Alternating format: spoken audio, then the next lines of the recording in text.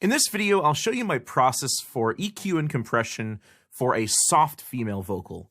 The singer in this session is Christine. She's the same singer from the very first mic shootout that we did. However, it's a different song and one of the mics that wasn't one of my particular favorites in the mic shootout. This was recorded with the AKG C414 BULS. After we started fleshing out the arrangement around her vocals, we realized that she needed a bit more high-end presence. So I've got the EQ3 pulled up here again, and I have a preference for EQ before compression. It's a highly debated topic, and my personal feeling about it is that the correct way of doing things is the way that sounds best. So if you find that you get a better result with the EQ after compression on a certain vocalist, go for it. When I can help it, I like EQ before compression because I find that boosting any bands and an EQ after compression leads to unwanted resonances peaking out in the vocals. This can make certain words or pitches poke out in the mix more than others. So that's just my personal take on it. So let's give this a listen in the mix. Touch it, so where did you go?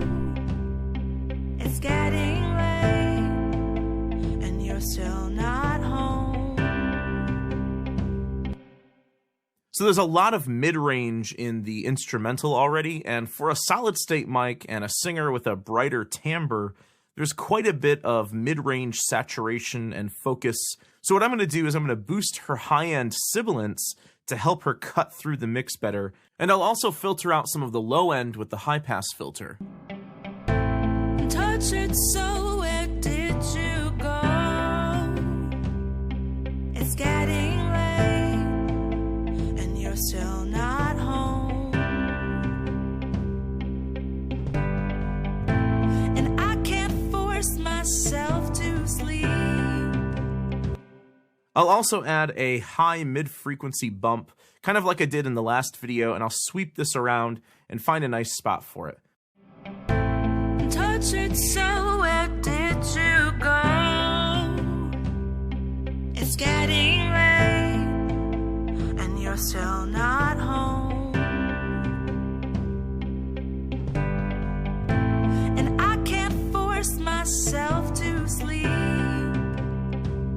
Yeah, I don't want any of those whistling areas. I want this to be a very natural sounding boost, and this boost will be different for every song, and it'll be different for every singer. So this is not something that you can load up in a preset. The key of the song will dictate where the over and under resonating frequencies are for this. So for this, a boost around 1.2, 1.3K sounded pretty nice.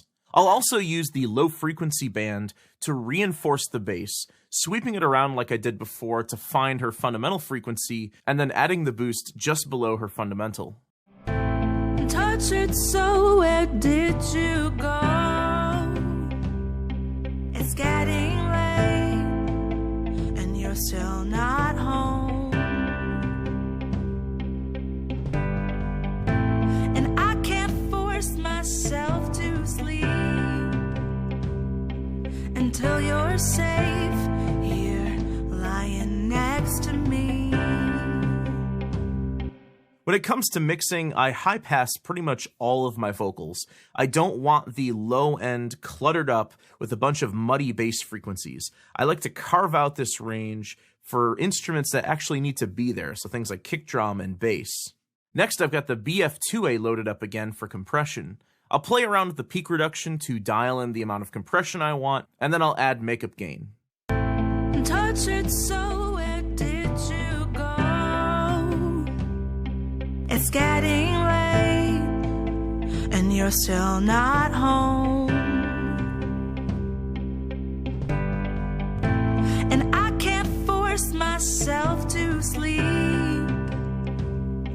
until you're safe here lying next to me. Too much added gain or peak reduction on the BF2A has a tendency to sound boxy and stuffy sounding, so I'll often start at a higher setting and then slowly dial back the settings until I find a sweet spot. I have an effect send here with some ambient reverb on it. Let's give this a shot, and I'll bypass all of the plugins so you can hear the before and after. Touch it, so where did you go. It's getting late, and you're still not home. And I can't force myself to sleep until you're safe here, lying next to me. Also note that Pro Tools channel strips and track headers have a built-in gain reduction meter. This will show you the gain reduction on the track even when your compressor plugin is closed.